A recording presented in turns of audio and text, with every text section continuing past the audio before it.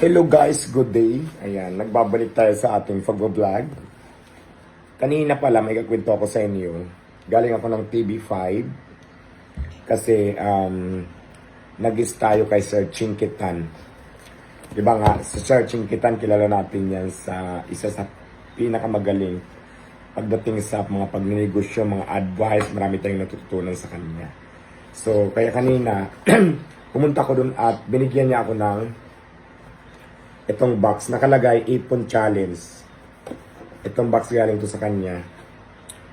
Ayan, nakalagay dito 60k Ipon Challenge. Halimbawa, naghulog ka dito ng 20s bill, 50 bill. Lalagyan mo lang ng kulay itim yung mga ship na yan. Yan. Lalagyan mo lang yan siya.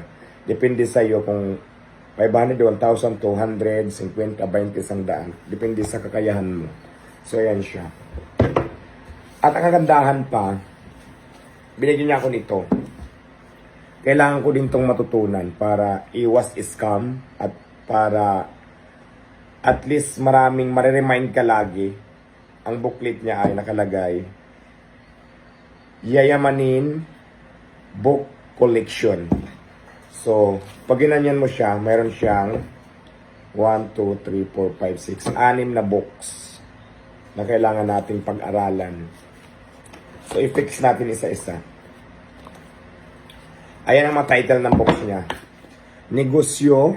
Ayan. Kailangan natin pag-aralan to tungkol sa negosyo. At yayamanin. I think ito yung sa budget.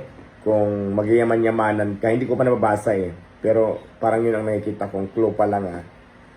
At utang free. Ayan.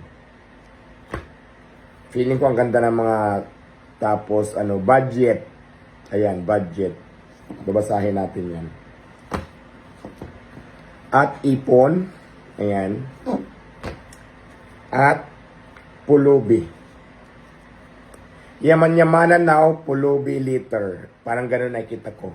Pero hindi ko pa siya nababasa, kaya kailangan natin ito matutunan. Kung ikaw ay negosyante at may plano ka magnegosyo, siguro kailangan natin ito. Kasi just for sure, maganda ang mga laman nito, kaya mamaya ko na siya babasahin.